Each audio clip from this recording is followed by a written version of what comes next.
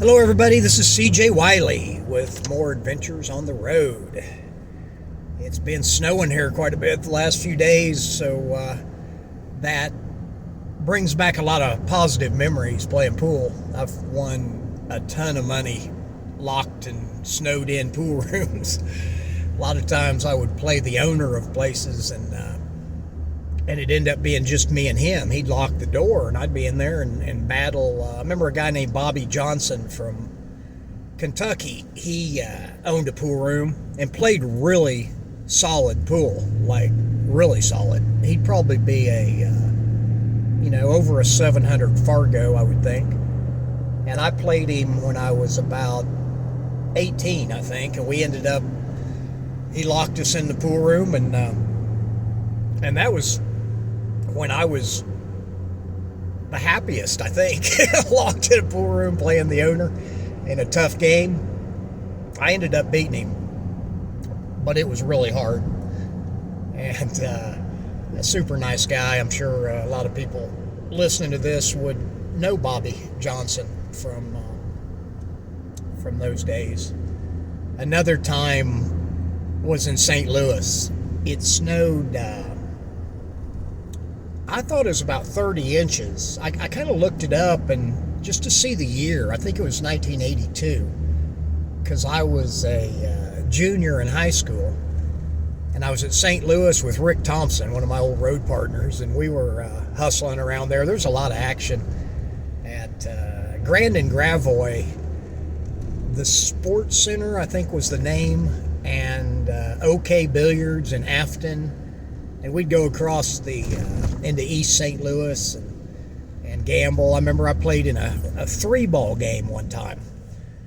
I had never played three-ball. If you don't know what that is, it's usually played with a group of players. You break three balls, and you count how many innings it takes to make those three balls. So, usually you'll win with maybe a two, if you make one on the break and then make both balls. Three is probably going to be about, not average, but anyway, you'll play sometimes 5 or 6 handed, and that's what they were doing at this pool room in Granite City, Illinois, which is right across the train tracks, I remember, from St. Louis. And so I go in this bar, and again, I'm just like 16 years old, 16 or 17. And they're playing this three-ball game. I get in it. And the first time I get up to break the balls, I made all three balls like a trick shot. I mean, I could play that game for the next 20 straight hours and not do that. It was just it was a fluke. But none of them had ever seen it. And they didn't know who I was. I just got in the game, and everybody just quit. They thought I did it somehow on purpose. So that was my experience with three-ball. And then we got snowed in this Grandin Gravois pool room, which was awesome because nobody could leave. And everybody back then gambled, different amounts, but everybody gambled. So I ended up winning, I think about 1,000, or I think we won like 1,400 or 1,500 altogether. And I ended up, I beat this drug dealer, and he wanted to shoot dice on the pool table. Now, as a rule, I won't play dice or cards generally in just a regular pool room, because there's too many mechanics. I know dice players and card players that can do things that would absolutely amaze you or me or anybody. I got friends that can do whatever they want with cards. So as long as they touch the cards, you're probably going to be in trouble. So I ended up, since we were ahead, I went ahead and took a shot, because I was shooting dice back then. And I didn't really know what I was doing, except, I knew the basics. I just had a knack for it. And I remember the night of my junior prom, I went over to a place in Kirksville, Missouri, and won $2,700 shooting dice with Frank Mihalovich and Hack. And so I was experienced with dice, and I was lucky at that game right there, I think I threw 12 passes in a row. So that's how I won so much. And then when I went to my reunion part, I mean, it was the homecoming party is what it was. And I was dating this girl named Barbie Thompson. Long blonde hair, beautiful, looked like a doll.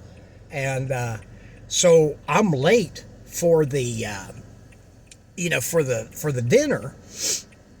And when I go in, people can tell I'm shaken up. It looked like I was on drugs or something because I was so hyped up from winning all that money. And I walked in, and the only chair empty, of course, was mine, sitting next to Barbie. But we ended up having a great time, and I was almost rich, at 17 years old to win that much money. And I was somewhat seasoned at gambling, but it was mostly pool back then. So I shot this guy dice on the front pool table there, I remember, and ended up beating him out of $800. And it was such a surprise to me. I really didn't think I would win. It's just that sometimes, I had the guy stuck playing pool. Sometimes it's good with guys like that to just keep giving them some action, and if they beat you, then you can steer them back into, a pool game. So that was kind of my strategy.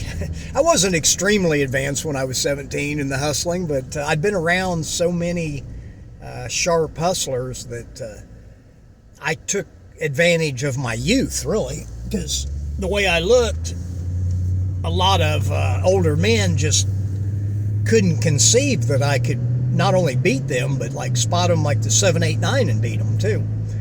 So that was awesome. I remember it snowed so much at Grand and Gravois, we were walking across to White Castle, and it snowed so much that it was up to my chest. I remember going across this main street in St. Louis, Missouri, and the snow's up to my chest, which it was powdery, so it wasn't that hard to walk through, but those White Castles were incredible. So one thing that I've been talking to some people about is how to beat a player like myself in a handicap tournament, because it's a different experience for people. There's I've heard a lot of people through the years, players, say they don't play their opponent, they just play the table, and that all sounds good.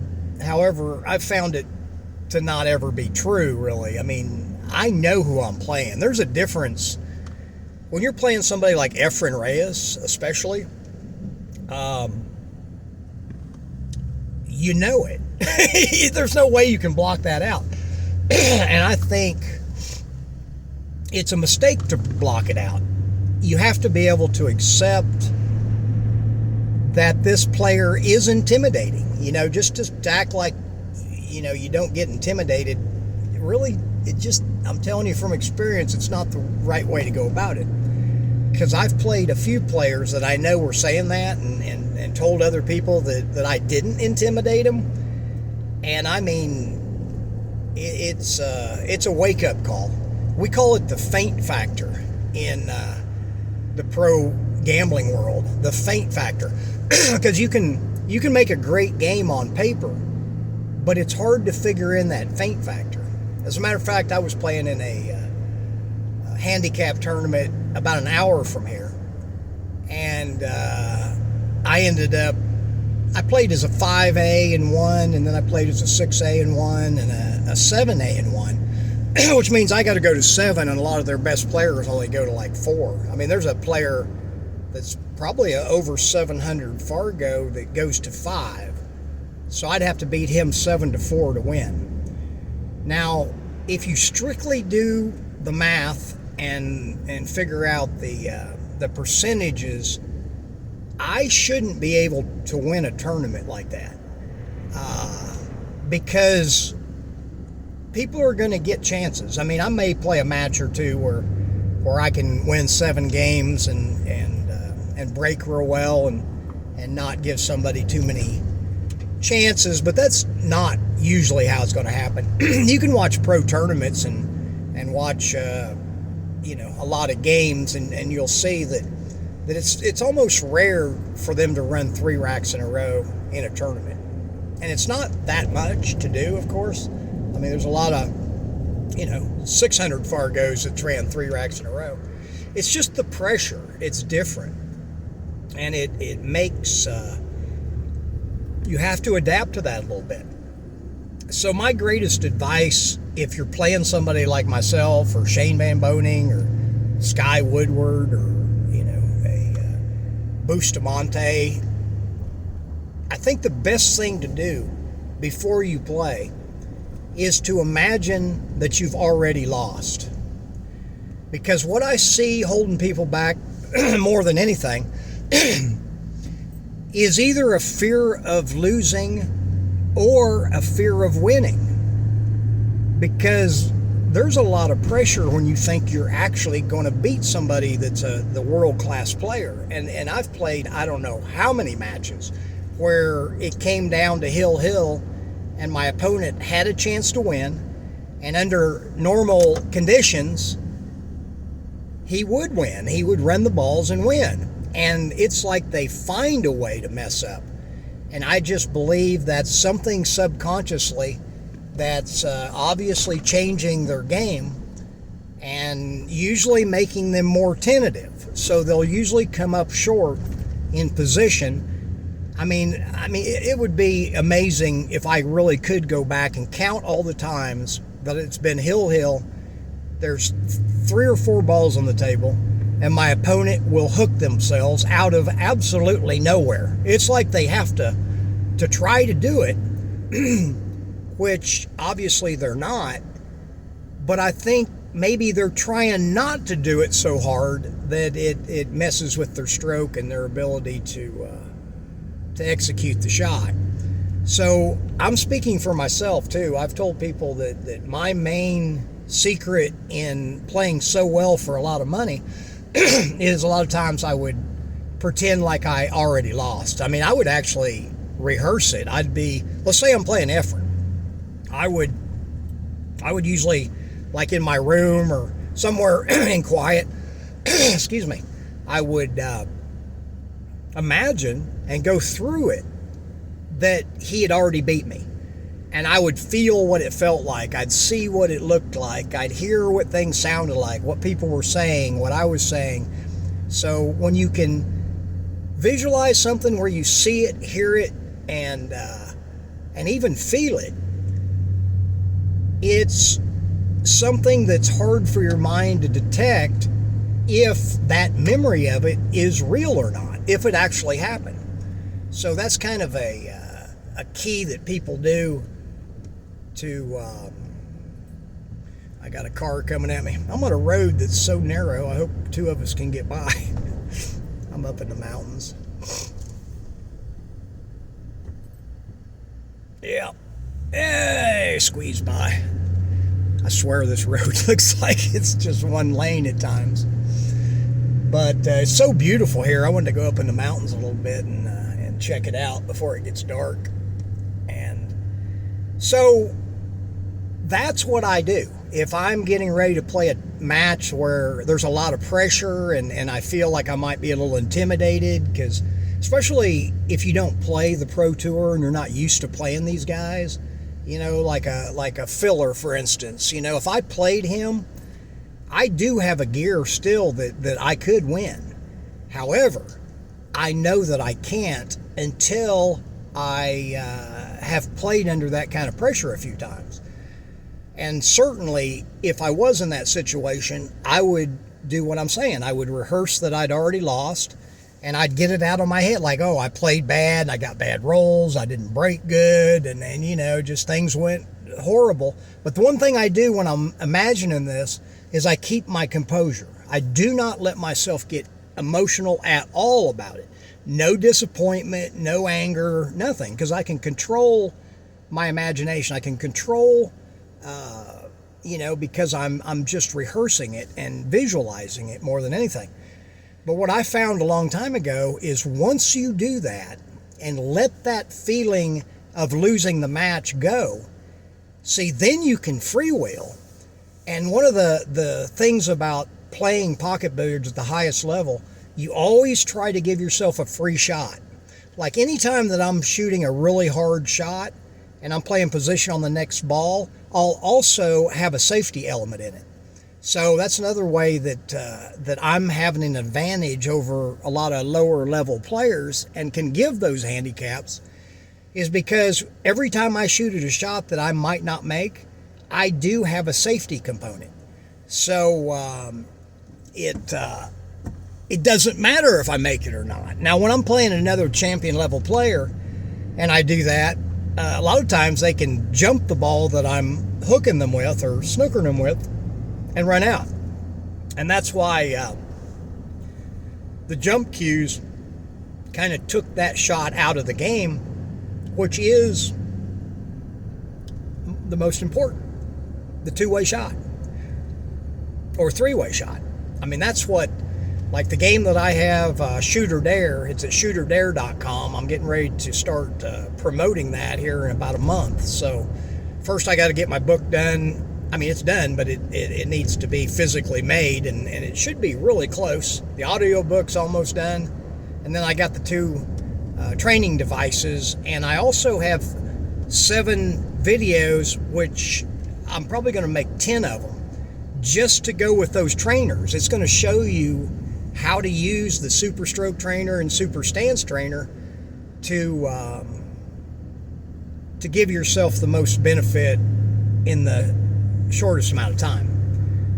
And it will work, and you don't need a pool table. You can do what I'm going to show you in a hotel room or in your own apartment or house if you just use a dining room table or something that's about the height you need for that'd be similar to a pool table. So I'm looking forward to that.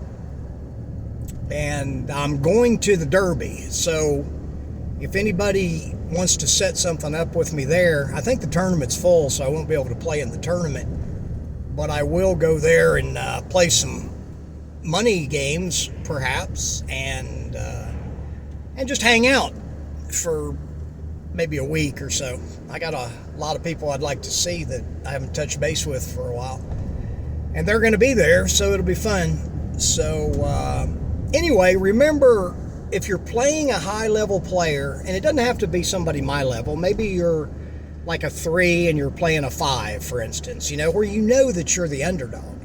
You have to get that feeling and, apprehension you'll have about losing out of your system. Because what it'll do is it'll allow you to freewheel. And then when you have the shot to win, you can be aggressive enough to go after it and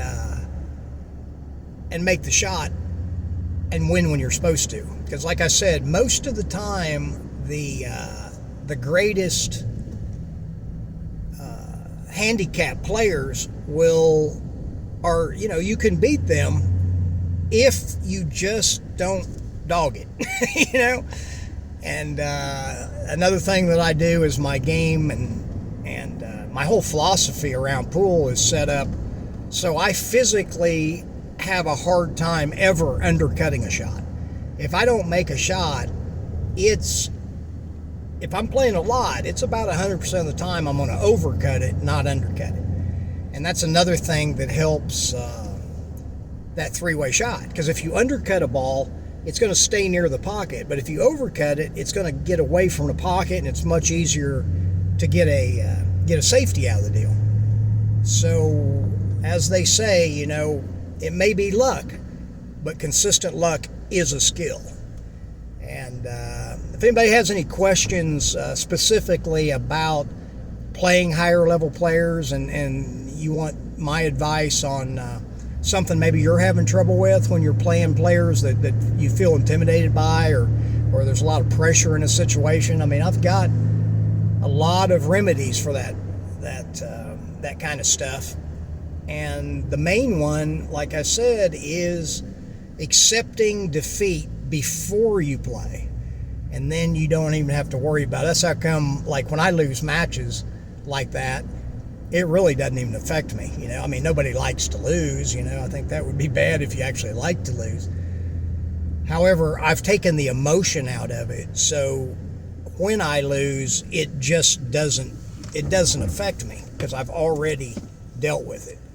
Because one way or another, you have to deal with pressure. It isn't just going to go away on its own. And breathing is another thing that I highly recommend. One thing I'll tell you, when I've played my absolute best pool, I go into a zone where I'm breathing in through my nose, out through my mouth. I basically breathe in, counting to 5. I hold it counting to 5, and then I breathe it out counting to 5. Like 1, 2, 3, 4, 5. Hold it, 5. Breathe out. Now, one thing I've noticed, when I got to playing the absolute best I could, it would start feeling like the air was getting cooler and cooler. So when I breathed in, I could feel the cool air. And then when I breathed out in a like a smaller stream of air, and it was cold, it was cool as far as the sensation that I was getting from it. And it would put me deep into a zone where it really at that point didn't matter who I was playing.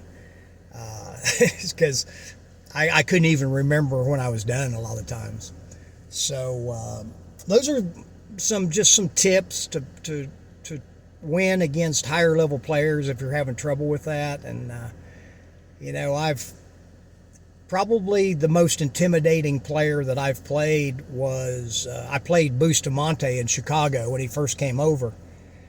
And he didn't really play better than Efren, but he broke better than Efren, so it was a little more intimidating. And in that match, there's some people say I ran 9 racks. I think I ran 8 racks in a row.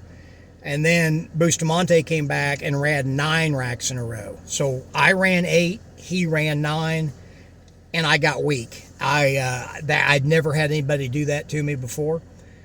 But what I did was, when I was driving back to Dallas, I had a fire lit under me and went back and started training and upped my martial arts training and practiced more and really worked on things that I would need to be able to do to beat this guy, Francisco Bustamante. I still remember that stroke. It was strange to see and so effective. And but the good news is, about a month and a half later, I played in Burbank, California in my first ESPN tournament, and it came down to Bustamante and I raced to 13, and I ended up winning 13-12 and ran the last rack, and that was a lot of pressure to get on ESPN the next day to play Earl, and Earl ended up beating me hill. But I was playing very well. I watched that match. I played Earl, and I was kind of cautious about watching it, I guess, because I figured I probably dogged it because I really couldn't remember the match very well.